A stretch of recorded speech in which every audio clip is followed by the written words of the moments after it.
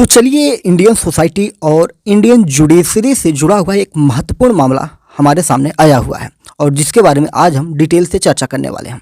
बात करेंगे क्या है सपिंड विवाह, जिसे इंग्लिश में सापिंदा मैरिज के नाम से भी जाना जाता है। तो सपिंड क्या होता है इसको हम आपको समझाएंगे और इस विवाह पर दिल्ली हाईकोर्ट ने रोक लगाई है और किसने केस किया था इस पर भी हम डिटेल में चर्चा करने वाले हैं। जय हिंद, नमस्कार, मैं मोहन पाठक और आप देख रहे हैं MPS Hindi news explainer YouTube channel. तो चैनल पर नए तो चैनल को सब्सक्राइब करके डेली करंट अफेयर्स और न्यूज एनालिसिस के लिए हमारे साथ जुड़ सकते हैं। क्या चीज़ें हम डिस्कस करने वाले हैं इसकी बात करें तो हिंदू मैरिज एक्ट में निषेध है सपिंड विवाह। निषेध का मतलब रोक लगाया जाता है।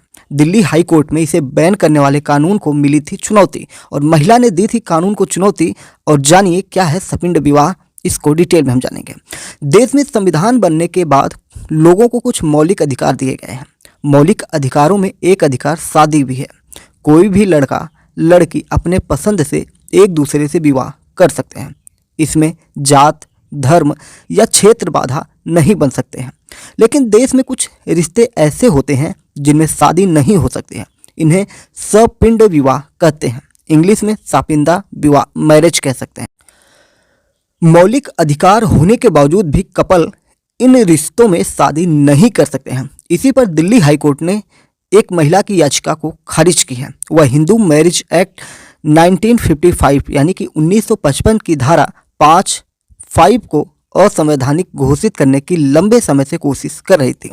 यह धारा दो हिंदुओं के बीच शादी को रोकती है अगर वे सपिंड हैं। अगर उनके समुदाय में ऐसा रिवाज होता है तो ये लोग शादी कर सकते हैं। 22 जनवरी को दिए अपने आदेश में कोर्ट ने कहा कि अगर शादी के लिए साथी चुनने को बिना नियमों के छोड़ दिया जाए तो गैर कानूनी रिश्ते को मान्यता मिल सकती है। ये 22 जनवरी 2024 को दिल्ली हाईकोर्ट ने कहा। ये तो हो गई अब तक की अपडेट। सपिंड शब्द अपने आप में कुछ लोगों के लिए नया होगा तो कुछ लोगों के लिए आम हो सकता है। सपिंड विवाह को लेकर हमारी पूरी बात आज टिकी हुई है। हम इसी पर चर्चा कर रहे हैं कि सपिंड होता क्या है। सपिंड विवाह उन दो लोगों के बीच होता है जो आपस में खून के बहुत करीबी रिश्तेदार होते हैं। हिंदू मैरिज एक्ट में ऐसे रिश्तों को सपिंड कहा जाता है। इनको तय करने के लिए एक्ट की धारा 3 में नियम दिए गए हैं। धारा 3(2) के मुताबिक अगर दो लोगों में से एक दूसरे का सीधा पूर्वज हो और वो रिश्ता सपिंड रिश्ते की सीमा के अंदर आए या फिर दोनों का एक कोई ऐसा पूर्वज हो जो दोनों के लिए सपिंड रिश्ते की सीमा के अंदर आए तो दो लोगों के ऐसे विवाह को सपिंड विवाह कहा जाएगा। हिंदू मैरिज एक्ट के हिसाब से एक लड़का या लड़की अपनी माँ की तरफ से 3 पीढ़ियों तक किसी से शादी नहीं कर सकता या नहीं कर सकते। मतलब अपने भाई बहन, माँ बाप, दादा दादी और इन रिश्तेदारों के रिश्तेदार जो माँ की तरफ से 3 पीढ़ियों के अंदर आते हैं उनसे शादी करना पाप और कानून दोनों के खिलाफ है। यानी कि भारतीय कानून भी जो हिंदू मैरिज एक्ट है उसमें इसे अपराध माना गया है और इसको मान्यता नहीं दी गई है। यानी कि लड़की के पक्ष से 3 पुश्त और पुरुष के पक्ष से 5 पुश्त। बाप की तरफ से ये पाबंदियाँ 5 पीढ़ियों तक लागू होती हैं। यानी आप अपने दादा, परदादा आदि जैसे दूर के पूर्वजों के रिश्तेदारों से भी शादी नहीं कर सकते हैं। यह सब इसलिए है कि बहुत करीबी रिश्तेदारों के बीच शादी से शारीरिक और मानसिक समस्याएं पैदा हो सकती हैं। हालांकि कुछ खास समुदायों में अपने मामा, मौसी या चाचा चाची से शादी करने का रिवाज होता है। ऐसे में एक्ट के तहत उस शादी को मान्यता दी जा सकती है।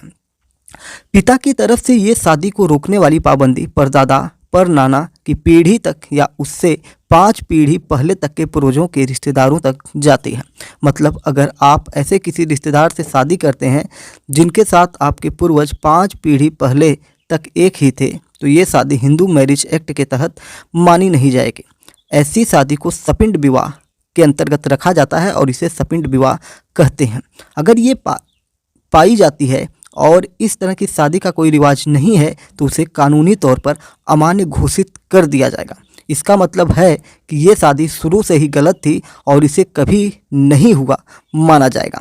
सपिंड शादी पर रोक में क्या कोई छूट होती है, इसकी अगर हम बात करें तो इस नियम में एक ही छूट है और वो भी इसी नियम के तहत ही मिलता है। जैसा कि ऊपर बताया गया हमारे द्वारा कि अगर लड़के और लड़की दोनों के समुदाय में सपिंड शादी का रिवाज है तो वो ऐसी शादी कर सकते हैं। जैसे बहुत सारी ऐसी जनजातियां हैं जिसमें ये शादियां हो जाती हैं। हिंदू मैरिज एक्ट की धारा 3A में रिवाज का जिक्र करते हुए बताया गया है कि एक रिवाज को बहुत लंबे समय से लगातार और बिना किसी बदलाव के मान्यता मिलनी चाहिए। साथ ही वो रिवाज इतना प्रचलित होना चाहिए कि उस क्षेत्र, कबीले या समूह या परिवार के हिंदू मानने वाले उसका पालन कानून की तरह करते हों। यह ध्यान रखना जरूरी है कि सिर्फ पुरानी परंपरा ही काफ़ी नहीं है। अगर कोई रिवाज इन शर्तों को पूरा करता है तो भी उसे तुरंत मान्यता नहीं दी जाएगी। ये रिवाज स्पष्ट, अजीब नहीं है और समाज के हितों के विरुद्ध नहीं होना चाहिए। यानी कि जो ये रिवाज है स्पष्ट, अजीब नहीं और समाज के हितों के विरुद्ध नहीं होना चाहिए। इसके अलावा अगर परिवार के भीतर ही कोई रीति रिवाज चलता है तो उसे उस परिवार में बंद नहीं होना चाहिए, यानी उसके अस्तित्व पर सवाल न उठे हों। मतलब वो परंपरा वहाँ अभी भी सच में मान्य होनी चाहिए। भारतीय कानून की इस धारा को किस प्रकार से चुनौती दी गई थी?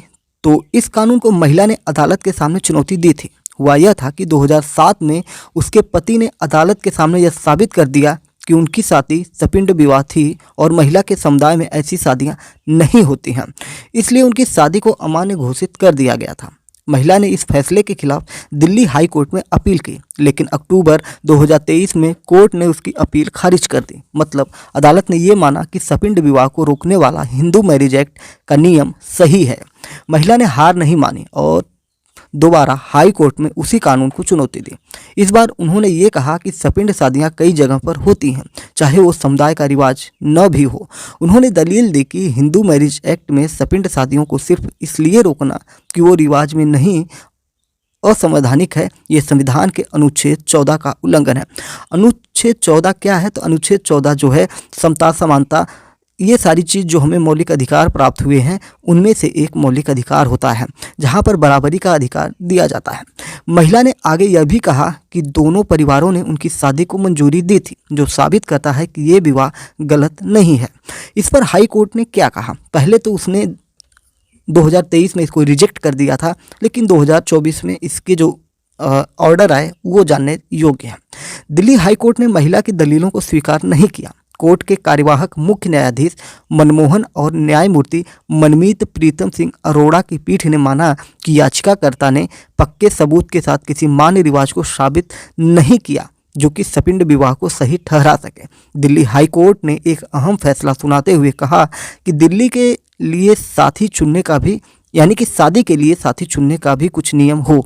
दिल्ली हाई कोर्ट ने ये कहा अपने फैसले में कि शादी के लिए साथी चुनने का भी कुछ नियम हो सकते हैं। इसलिए कोर्ट ने माना कि महिला ये साबित करने में कोई ठोस कानूनी आधार नहीं दे पाई कि सपिंड शादियों को रोकना संविधान के बराबरी के अधिकार के खिलाफ है। सपिंड विवाह को लेकर दुनिया में भी कई नियम हैं।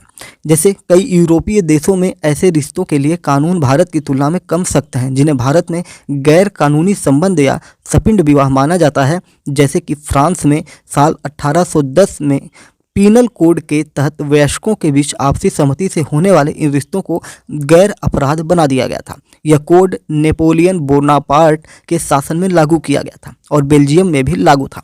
हालांकि साल 1867 में बेल्जियम ने अपना खुद का पीनल कोड बना लिया, लेकिन वहां आज भी इस तरह के रिश्ते कानूनी रूप से मान्य हैं। पुर्तगाल में भी इन रिश्तों को अपराध नहीं माना जाता है।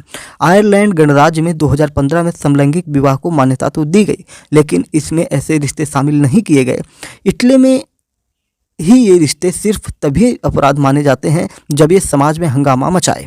अमेरिका में बात थोड़ी अलग है। वहाँ के सभी 50 राज्यों में सपिंडा जैसी शादियाँ अवैध हैं, यानी कि अमेरिका में ऐसी शादियाँ नहीं हो सकती हैं जिनमें महिला के 3 पूर्वज और पुरुष के 5 पूर्वज के रिलेशन, यानी कि ब्लड रिलेशन मिल रहे हों। हालांकि न्यू जर्सी और रोड आइलैंड नाम के 2 राज्यों में अगर वयस्क लोग आपसी सहमति से ऐसे रिश्ते में हैं तो इसे अपराध नहीं माना जाता है। तो जो हमने आपको बताने की कोशिश की कि सपिंडा विवाह या सपिंड, यानी कि एक ही पिंड के लोग हों, उनका विवाह आपस में नहीं हो सकता। इसके बहुत सारे कारण दिए जाते हैं, धार्मिक कारण भी हैं, वैज्ञानिक कारण भी। इसमें ये बताया जाता है कि जो बच्चे होते हैं इनके द्वारा, यानी कि सपिंड विवाह के द्वारा जो बच्चे पैदा होते हैं वो शारीरिक मानसिक रूप से अक्षम हो सकते हैं या जो वंशावली होती है उसमें खराबी आ सकती है। बहुत सारे ऐसे तर्क दिए जाते हैं और ऐसा वैज्ञानिकों द्वारा भी कई जगह प्रमाणित किया जाता है। इसीलिए अमेरिका जैसे देश जो अपने आप को सबसे ज़्यादा खुले विचारों का मानते हैं, उन जैसे देशों में भी सपिंड विवाह को लागू नहीं किया गया है। अमेरिका में 50 राज्य हैं, जो दुनिया के सबसे ज़्यादा राज्यों वाला देश है, और उस देश में भी ऐसे नियम नहीं लागू। हालांकि कुछ स्टेट में थोड़ी सी छूट दी गई है।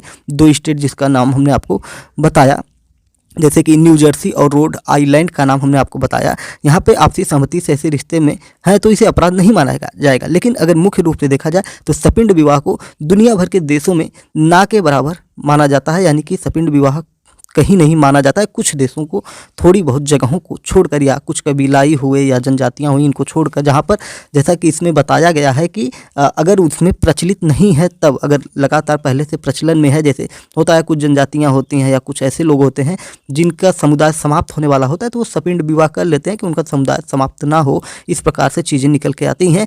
तो सपिंड विवाह क्या था, ये चीज़ें हमने आपको डिटेल में बताई। उम्मीद है कि आपको चीज़ें समझ में आ गई होंगी। तो चैनल पर नए हैं तो MPS हिंदी को सब्सक्राइब कर लीजिए डेली करंट अफेयर्स और न्यूज एनालिसिस के लिए। ये आर्टिकल जो था ये आपके लिए इंडियन सोसाइटी, इंडियन पॉलिटी और इंडियन जुडिशरी से जुड़ा हुआ था, जो बहुत ही महत्वपूर्ण टॉपिक था। अगर आप सामान्य नागरिक हैं और सिर्फ आप जानकारी के लिए सुन रहे हैं तो भी आपको बहुत सारी चीज़ें यहाँ से मिली होंगी, और अगर आप छात्र हैं तो आपको करंट अफेयर से जुड़ी चीज़ें मिली होंगी। और अगर आप UPSC एस्पिरेंट हैं, सिविल सर्विस के लिए DM, SDM, IPS बनना चाहते हैं, तो आपके लिए तो सबसे ज़्यादा महत्वपूर्ण ये हो जाता है करंट अफेयर की दृष्टि से। साथ ही साथ पॉलिटी, जुडिशरी और समसामयिकी करंट से। तो चलिए फिर मिलते हैं एक दूसरे आर्टिकल के साथ। तब तक के लिए चैनल को सब्सक्राइब करके रखिएगा। जय हिंद, नमस्कार, भारत माता की जय। और अपने विचारों को भी कमेंट बॉक्स में बताइए कि सपिंड विवाह को लेकर आपके मन में क्या क्या विचार उत्पन्न हो रहे हैं।